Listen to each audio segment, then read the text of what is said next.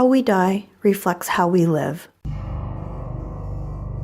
Many of us spend our lives just surviving our days, barely having time to reflect on what it means to be alive. We take it for granted that we will wake up in the morning. We rush through our day, working, eating, sleeping, and getting up to do the same thing again the next day.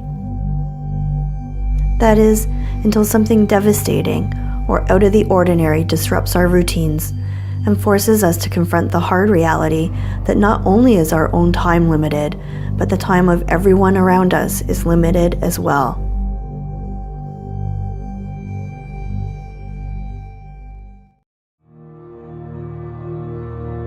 When we bury a loved one, our thoughts turn not only towards remembering how our lives were with them, but also to where they may be, whether they are okay. They're in a better place is something you hear often. This is when we think about something bigger than ourselves. What else is there for us? Is this all there is? The thought that once we die, there will be nothing left of us is unsettling. Yet, so many signs point to the possibility that there is something else.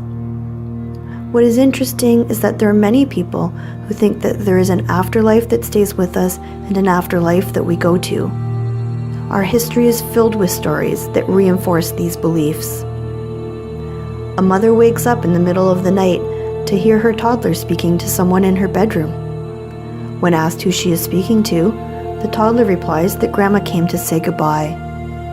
Soon the phone rings with the terrible news that Grandma had passed earlier that evening.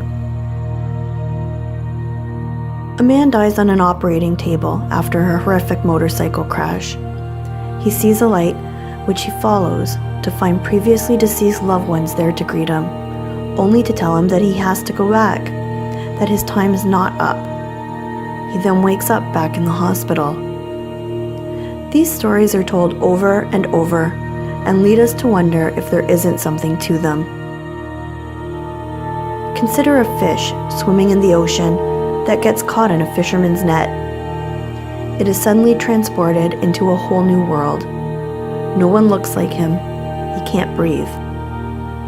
He may not have even considered that there was something else other than the small world he previously inhabited. If he were to somehow escape and make it back into the water, he may tell his friends about his experience. He might be told that he imagined it, that he was crazy. Nevertheless, the experience happened. So much is happening around us that we rarely take the time to consider how different things could be, and these ideas may have an impact on how we view life and death. The laws of time work the same backwards as they do forwards. Does this mean that life could as well? And if it can, what does that mean for our afterlives? We are growing increasingly dependent on technology. Some theorists believe that we are a generation away from merging humanity and technology. There are even valid theories that suggest our consciousness will one day be downloadable onto a machine. If this is the case, then does this mean that we will not die unless our consciousness is deleted from a computer? Will technology one day reverse thousands of years of religious and philosophical thought about the basic core of our being? We are living in a world that is changing more quickly than any other time in our history. It is easy to not stop and think about what this means for us as humans. It also means that we need to think about how we perceive things at a primal level. Are there ghosts? Can a place be haunted? These questions may fit in with larger ideas about our lives and afterlives. Life and afterlife may be intertwined, and maybe technology will help us find this out. Maybe we will have a deeper understanding of our lives here on Earth as we uncover new ways of living that make us reflect on how we die and what may come next. This is a journey we hope you will take with us.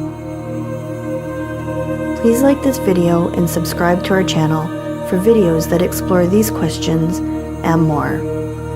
Thank you for joining us.